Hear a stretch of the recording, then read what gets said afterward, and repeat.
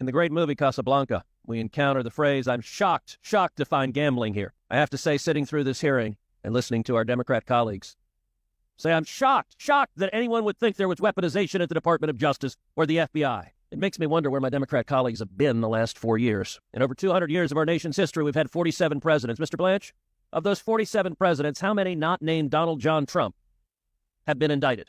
0. How many presidents not named Donald Trump have been prosecuted? 0. How many not named Donald J. Trump have had FBI agents arrive at their home and rifle through their home? 0. Throughout 4 years of the brazen weaponization of the Department of Justice and the FBI, Senate Democrats sat by meekly and mutely.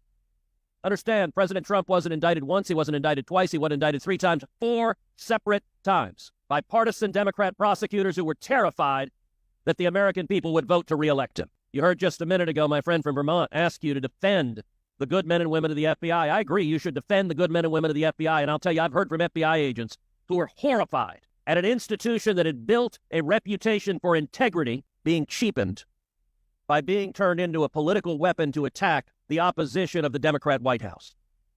The single biggest thing, Mr. Blanche, you can do to protect the good men and women of the FBI is to restore integrity to the FBI and end the weaponization that has caused half of the country to no longer trust what used to be the premier law enforcement agency in the world. For 4 years, we saw the Biden Justice Department happily weaponize that agency to go after their political opponents. We saw Mark Houck, a pro-life protester who faced a pro-abortion protester who screamed and shoved his son, and he pushed the man back. In response for pushing a man back who had screamed at his 12-year-old son, the Biden Department of Justice and FBI sent an army of FBI agents at the crack of dawn to his house, machine guns drawn, to arrest him in front of his 7 kids. Mr. Houck had, by the way, offered through his counsel to turn themselves in. In your many years as a prosecutor, have you ever sent an army of FBI agents to arrest someone who's offered to turn themselves in peacefully?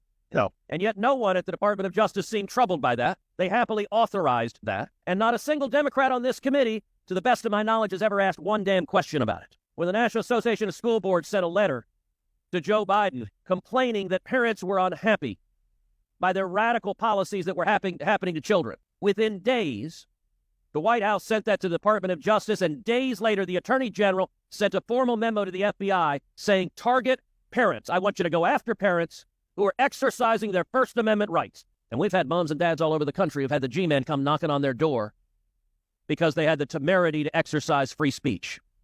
Is targeting moms and dads who go to school boards and engage in peaceful speech, is that a permissible use of law enforcement? Not in my view, Senator. You know, if you look at this election, there are a number of issues on which there is a clear and unmistakable mandate. There's an unmistakable mandate to secure the border. Because for 4 years, Joe Biden and the Democrats defied the law. Federal immigration law is clear. Illegal immigrants who are apprehended shall be detained and shall be deported. Mr. Blanche, when the law uses the word shall, is that typically mandatory?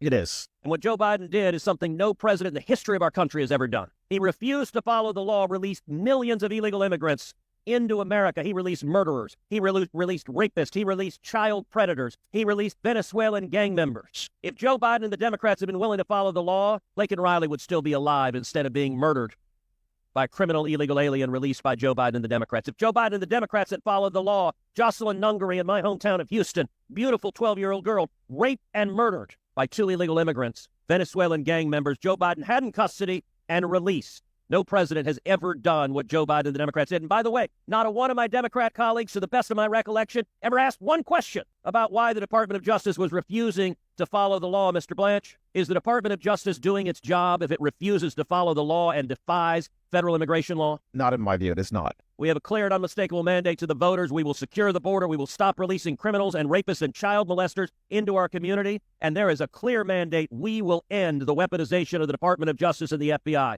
Does this committee have your commitment that you will be faithful to the law, to the Constitution, and you will bring integrity back to the Department of Justice? Absolutely.